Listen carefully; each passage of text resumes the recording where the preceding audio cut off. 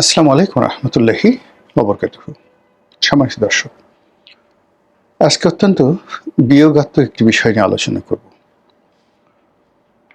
মৃত্যু নিয়ে এবং মৃত্যু পরবর্তী সহিংসতা এবং মানুষের যে রাজনৈতিক জিঘাংসা অর্থাৎ প্রতিশোধ গ্রহণের যে স্পৃহা, একই সঙ্গে রাষ্ট্রীয় বাহিনীগুলোর যে দুর্বলতা, অক্ষমতা এবং অমানবিকতা, এই বিষয়গুলো নিয়ে সংক্ষেপে আলোচনা করব। আমি সাধারণত বিভিন্ন যে আপনাদের সামনে যে কন্টেন্ট তৈরি করি সেখানে ইতিহাসের অনেক ঘটনা বর্ণনা করি। অনেক সময় এগুলো শুনতে গিয়ে কারো কারো বিরক্তি চলে আসে, এই কারণে যে ভিডিও দীর্ঘ হয়ে যায়। প্রাণান্ত চেষ্টা করব খুব সংক্ষিপ্ত সময়ের মধ্যেই ভিডিওটি শেষ করার জন্য। দুটো ঘটনা আপনারা দেখেছেন। প্রথম ঘটনাটি হলো চট্টগ্রামের বীর মুক্তিযোদ্ধা, আওয়ামী লীগের অন্যতম শীর্ষ এবং বনেদি নেতা ইঞ্জিনিয়ার মোশাররফ সাহেব। তার মৃত্যুর পর সেখানে বিশাল জানাজার আয়োজন হয়। বিএনপির অনেক নেতৃবৃন্দ সেখানে অংশগ্রহণ করেন। আর সেখানে বিক্ষুব্ধ আওয়ামী লীগের যারা নেতাকর্মী রয়েছেন, শোকার্ত নেতাকর্মী রয়েছেন, তারা জয় বাংলার স্লোগানে ফেটে পড়েন। তারপর বঙ্গবন্ধু ভুলিনি তোমায়, মোশাররফ ভাই তোমাকে ভুলিনি, এই সকল স্লোগান দিয়ে নেতা এবং কর্মী যারা রয়েছেন তারা তাদের যে অবদমিত রাজনৈতিক স্পৃহা, এটা প্রকাশ করার চেষ্টা করেন। তো সেই ঘটনা যখন গণমাধ্যমে আসে, সেটা নিয়ে সারা বাংলাদেশে আলোড়ন তৈরি হয়ে যায়। প্রথমত পুলিশ বাহিনী বেশ চাপের মধ্যে পড়ে যে এরকম নিষিদ্ধ একটি সংগঠন, তারা আসলো, জানাজা অংশগ্রহণ করলো, তোমরা কি করলে? সেখানে এত মানুষ জয় বাংলার স্লোগান দিলে কাউকে ধরতে পারলে না। পুলিশও খুব বিপদে পড়ে গেল। আর যে সকল বিএনপি নেতৃবৃন্দ, ইনক্লুডিং সেখানে চট্টগ্রাম সিটি কর্পোরেশনের যিনি বর্তমান মেয়র রয়েছেন জনাব শাহাদাত, তিনিও সেখানে ছিলেন। তো তারাও বিব্রত হয়ে গেলেন যে একই হলো। এরপর থেকে আসলে সরকার কোনো সিদ্ধান্ত নিতে পারেনি যে পরবর্তীতে এরকম ঘটনা কিভাবে প্রতিহত করা যাবে। জানাজার মতো অনুষ্ঠান, দাফন কাফনের মতো অনুষ্ঠান, এগুলো কিভাবে নিয়ন্ত্রণ করা সম্ভব।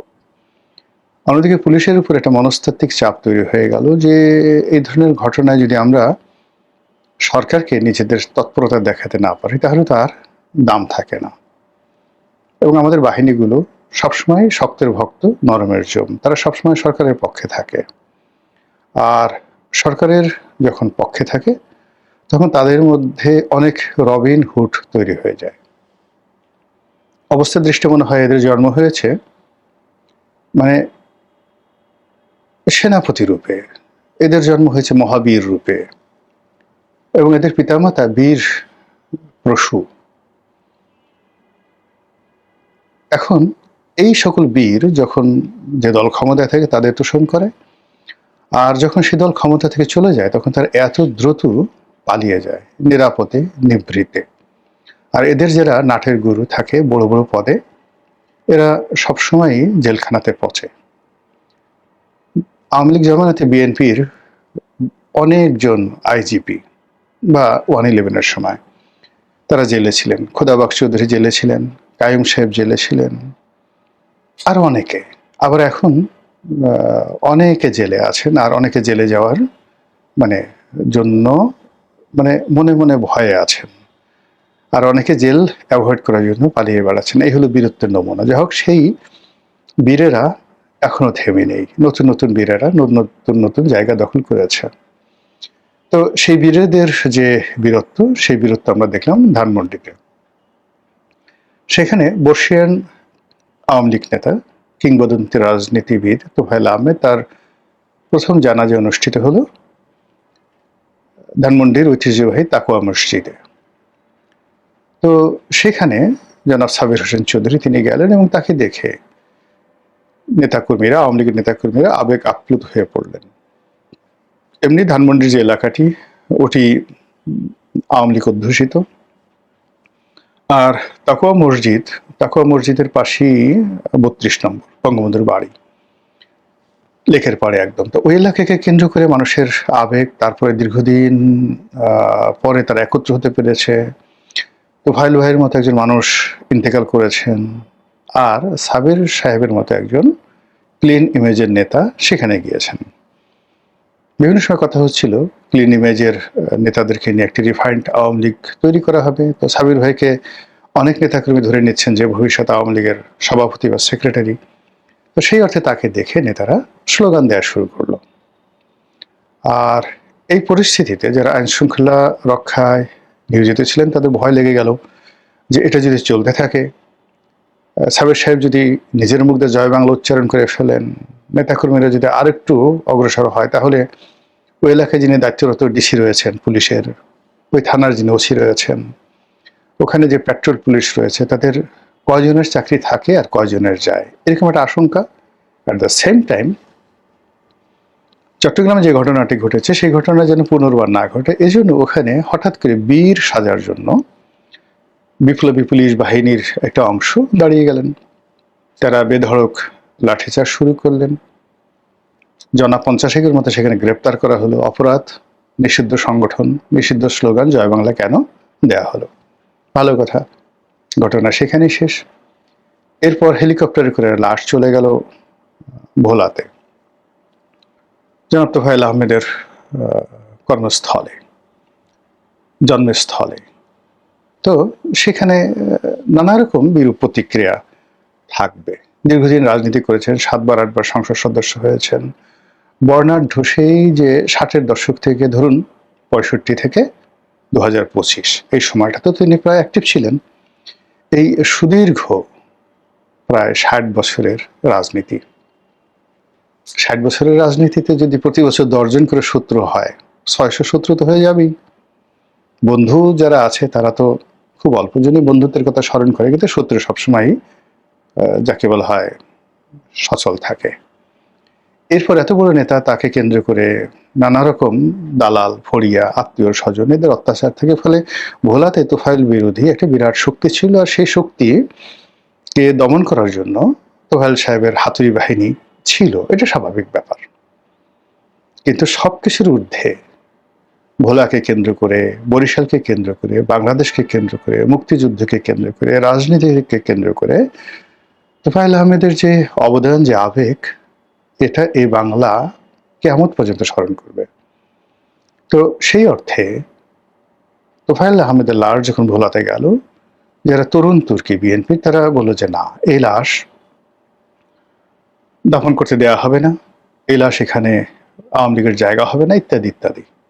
পরে অবশ্য বিএনপির যারা সিনিয়র নেতৃবৃন্দ বা ঢাকা থেকে যারা আরো সিনিয়র নেতৃবৃন্দ, তাদের হস্তক্ষেপে পরিস্থিতি শান্ত হয় এবং অনেক সিনিয়র বিএনপি নেতা এই জানাজায় অংশগ্রহণ করেন। কিন্তু এরপরও মানুষের ক্ষোভ থামেনি। অনেকে বলছে যে আচ্ছা ঠিক আছে, জানাজা হয়েছে, তাতে কি হয়েছে, লাশ তো এখনো কবরে আছে।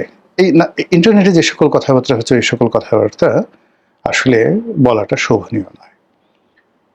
আমার বক্তব্য কয়েকটি জায়গাতে। প্রথম বক্তব্য হলো যে আমরা যারা রাজনীতি করি, আমরা সবসময় দুর্বলের উপরে, অসহায়ের উপরে আঘাত করে আনন্দ পাই। আর আমাদের যখন সুসময় থাকে, আমাদের সুসময়ের সময় আমরা ভুলে যাই যে কোন একটা সময় আমাদের দুঃসময় ছিল। বিএনপি এখন বা জামাত এখন মনেই করে না যে একটা সময় তারা মজলুম ছিল। আর আওয়ামী লীগ এখন ভাবতেই পারে না যে কোনো একটা সময় তারা দেশ চালিয়েছে টানা 17 বছর, তার আগে 3.5 বছর, তার আগে 5 বছর, এরকম তারা কল্পনাই করতে পারে না। তারা মনে করে তাদের জন্মই হয়েছে পালিয়ে থাকার জন্য, এবং তাদের জন্ম হয়েছে নিজেদেরকে গোপন রাখার জন্য। আদারওয়াইজ একটি শোক সন্তপ্ত পরিবেশ, একজন মৃত মানুষের উপরে হাজার হাজার জীবিত মানুষ ভর করে স্লোগান দিচ্ছে, এর চাইতে কাপুরুষতা আর হতে পারে না। যদি সাহস থাকে, শক্তি থাকে, 32 নম্বরে যান, বঙ্গবন্ধু এভিনিউতে যান, প্রেস ক্লাবের সামনে আসেন। যেহেতু আপনারা জীবিত, আপনাদের শক্তি আছে, সামর্থ্য আছে, মুখে মাস্ক পরে ছবি তোলার জন্য ১০-১২ জন, ১০০-১৫০ জন, পিছনের আরো এআই দিয়ে একটা বিরাট, যাকে বলা হয় মিছিলের ভাব দেখিয়ে কলকাতার যে সকল লোক পালিয়ে আছে তাদের কাছে সেই ভিডিও পাঠিয়ে দিয়ে বাহবা নেয়ার যে চেষ্টা, এটা বীরত্বের লক্ষণ নয়। অন্যদিকে ধরুন, আমি আমার নিজের একটা অভিজ্ঞতা বলি। এক বয়স্ক মানুষ মানে ৬০ বছর তার বয়স, আর আমার বয়স তখন ৪০ বছরের মতো। তার সঙ্গে আমার খুব বাহাস হলো। তো সে আমাকে খুব দাপট দেখাচ্ছে। তখন বিএনপি সবেমাত্র ক্ষমতায় এসছে ৯১ সনের দিকে বা ২০০১-এ, যে কোনো একটা সময়। তো আমার মনে নেই ওখানে, যেহেতু বয়স বললাম ৪০। তো এনিওয়ে, তো সেই ভদ্রলোক ব্যারিস্টার আব্দুল সালাম তালুকদারের নিকট আত্মীয়। আব্দুল সালাম তালুকদার সাহেব তখন মারা গেছেন। তো তিনি তাকে বললেন যে, তুমি জানো আমি তোমাকে কি করতে পারি? তা আমি বললাম যে, তুমি আমার ঘোড়ার ডিম করতে পারো, কিছুই করতে পারবে না। কেন কেন কেন? প্লেনে বসে, সে ড্রাঙ্কার অবস্থায় ছিল। তা আমি বললাম যে, যে জীবিত মানুষ মৃত মানুষের বাহাদুরি করে, যে জীবিত মানুষ তার বীরত্ব দেখানোর জন্য মৃত মানুষের ইতিহাস বহন করতে হয়, সে অন্য একটা জীবিত মানুষের একটা পশম স্পর্শ করতে পারে না। তো ভদ্রলোক জ্ঞানী, লেখাপড়া জানা মানুষ, তিনি প্লেনে বসে আমার সাথে রাগারাগি করার জন্য যথেষ্ট মদ খেয়েছিলেন, কিন্তু আমার এই কথা শুনে একেবারে নির্বাক হয়ে গেলেন। এখানে ঠিক একই কথা। ইঞ্জিনিয়ার মোশাররফ সাহেব মারা গেছেন, তোফায়েল সাহেব মারা গেছেন, তাদের লাশকে সামনে নিয়ে, লাশকে ওসিলা করে আমার ক্ষোভ জানাতে হবে, বিক্ষোভ জানাতে হবে, এটা বীরত্বের লক্ষণ নয়। এই কাজ আওয়ামী লীগের যারা লোকজন করেছেন, ভুল করেছেন, আগামীতেও এই কাজ যদি করেন আরো ভুল করবেন। তাদের জন্য দোয়া করুন, তাদের জন্য কান্নাকাটি করুন, কোরআন খানি করুন, পরিবেশটিকে শোক সন্তপ্ত রাখুন। এটা হলো প্রথম পরামর্শ। দ্বিতীয় যে বিষয়, সেটি হলো যে, একটা মানুষ যখন প্রকৃতির স্বাভাবিক নিয়মে মারা যায়, তখন তার প্রতি শ্রদ্ধা জানানো, তার শেষকৃত্য অনুষ্ঠান করানো রাষ্ট্রের দায়িত্ব। আপনি এখন কাউকে পাড়িয়ে মেরে ফেললেন, কাউকে ক্রস ফায়ারে মেরে ফেললেন, কাউকে বিচার করে মেরে ফেললেন, সেটা আলাদা। কিন্তু প্রকৃতিগতভাবে আল্লাহর হুকুমে যারা এই পৃথিবী থেকে স্বাভাবিক মৃত্যুবরণ করেছে রোগ শোক হয়ে, রাষ্ট্র সেক্ষেত্রে তার শেষকৃত্য অনুষ্ঠান করতে দেবে, আয়োজন করবে, নিরাপদ দেবে, এটাই রাষ্ট্রের বিধান। এবং এই ধরনের অনুষ্ঠানকে কেন্দ্র করে বিএনপি, জামাত বা অন্য যে সকল এখন শক্তিশালী দল রয়েছে, তারা এখানে যে সকল নেতিবাচক কর্মকাণ্ড করবে, সেই নেতিবাচক কর্মকাণ্ড সুদে আসলে প্রকৃতি তাদেরকে ফিরিয়ে দেবে। এর কারণ এই জিনিসটি স্বয়ং আল্লাহকে চ্যালেঞ্জ করা, স্বয়ং আজরাইলকে চ্যালেঞ্জ করা, স্বয়ং প্রকৃতিকে চ্যালেঞ্জ করা, আকাশ বাতাস গ্রহতারা নক্ষত্রকে চ্যালেঞ্জ করা, এটা শোভনীয় নয়। অতীতে যারা করেছে তারা সবাই এই দুর্ভোগ দুর্দশার মধ্যে পড়েছে। কাজে বিএনপির, জামাতের যারা নেতৃবৃন্দ, সবাইকে অনুরোধ করব যে, যদি আপনাদের খুব রাগ থাকে, যেমন তোফায়েল আহমেদ অনেকদিন হাসপাতালে ছিল, এই বাংলাতে আসলে লাশ কবর থেকে তুলে নিয়ে জীবন্ত পুড়িয়ে মারা হয়েছে। এই বাংলায় মসজিদের একজন পাগল, উন্মাদ পাগল, তাকে ভারতীয় রয়ের এজেন্ট মনে করে দিনাজপুর না উত্তরবঙ্গের একটা জায়গাতে ১০ থেকে ২০,০০০ মানুষ একত্র হয়ে জ্বলন্ত চিতায় পুড়িয়ে মারা হয়েছে। ফলে কাজেই আওয়ামী লীগের অনেক নেতা রয়েছে যারা জীবিত আছেন, আপনারা তাদেরকে বাসা থেকে ধরে নিয়ে আনেন, জেলখানা থেকে আনেন, বা ওই যে অন্য যে কোনো সময় আনেন, এনে আপনাদের রাগ দেখান, ক্রোধ দেখান। রাষ্ট্র পারলে ফিরাবে, না পারলে ফিরাবে না। কিন্তু একটা মানুষ মরে গেছে প্রাকৃতিক নিয়মে, বা আপনি তাদেরকে মারেননি, পাড়িয়ে মারেননি, এখন সেই লাশ নিয়ে বাহাদুরি দেখানোর কোনো, যাকে বলা হয়, যুক্তি নেই। মরহুম সালাউদ্দিন কাদের চৌধুরীর কবরে গিয়ে যারা দাপট দেখিয়েছেন, এই বাংলার একটা মানুষ তাদেরকে সমর্থন করেনি, কেউ তাদেরকে ভালো বলেনি। এবং যারা সেই কাজ করেছে, গিয়ে দেখুন কিভাবে প্রকৃতির অভিশাপে সেই একটা কবরকে লাঞ্ছিত করার কারণে তাদের রাজনীতি গেছে, পরিবার গেছে, ব্যবসা বাণিজ্য সবকিছু তছনছ হয়ে গেছে। এটা শোভনীয় নয়। থার্ড, পুলিশ বাহিনীকে বলবো যে বাবা এটা ছেড়ে দেন না, একটু মৃতের অনুষ্ঠান, এখানে যা কিছু হোক না কেন, কোনো মৃত্যুকে কেন্দ্র করে লাশকে সামনে নিয়ে মানুষের যে বিক্ষোভ, সেই বিক্ষোভ কোনোদিন কখনো কোথাও সহিংস হয়নি। আপনারা দেখাতে পারবেন না।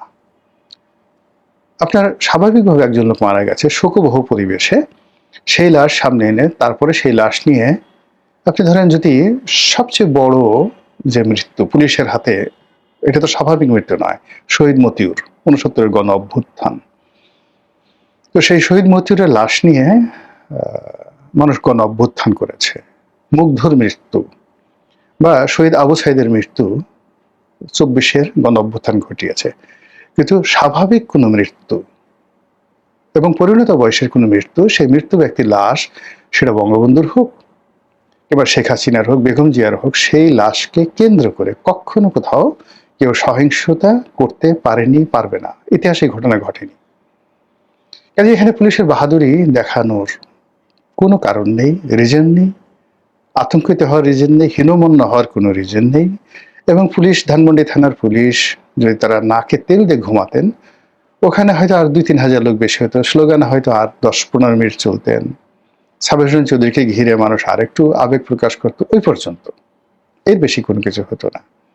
কিন্তু এই যে সরকার একটা উদার রাজনৈতিক পরিবেশ তৈরি করতে চাচ্ছে, তো সেখানে কবরস্থান, মৃত লাশ, শোকের পরিবেশ, জানাজা, সেখানে পুলিশের যে বাহাদুরি, এটা পুলিশ বাহিনীর ঐতিহ্য ফিরিয়ে আনবেন। আপনি মোহাম্মদপুরে গিয়ে একটা ছিনতাই বন্ধ করতে পারছেন না।